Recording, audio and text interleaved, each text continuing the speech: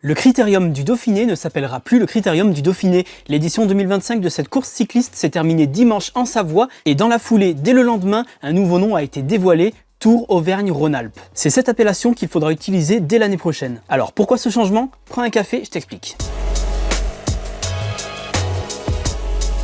Pour bien comprendre, un petit rappel sur l'origine du nom qui était utilisé jusqu'ici. Le Critérium du Dauphiné a vu le jour en 1947. Il a été créé par le Dauphiné libéré et l'un des fondateurs de ce journal, Georges Cazeneuve. D'ailleurs, à l'époque, il s'appelait Critérium du Dauphiné libéré et les cyclistes passaient dans les départements où paraissait le journal. Le dernier mot, libéré, a disparu du nom en 2010. Cette année-là, le journal a cédé le Critérium à Amaury Sport Organisation, ASO. Tu sais, c'est aussi l'organisateur du Tour de France. Le nom Critérium du Dauphiné sans libéré faisait ainsi référence à la région historique du Dauphiné, dont la capitale était Grenoble. Cette province a disparu à la Révolution française. Elle a ensuite été divisée en 3 départements, la Drôme, les Hautes-Alpes et l'Isère. L'appellation historique disparaît donc totalement avec le nouveau nom Tour Auvergne-Rhône-Alpes. Alors pourquoi? Eh bien, d'après le directeur du cyclisme chez ASO, c'est une logique géographique qui a motivé ce choix. Pour le patron de la course, le Dauphiné est une petite zone, c'était un peu réducteur. En fait, il faut savoir que la région Auvergne-Rhône-Alpes finance l'épreuve à hauteur de 600 000 € par an pendant encore au moins 4 ans.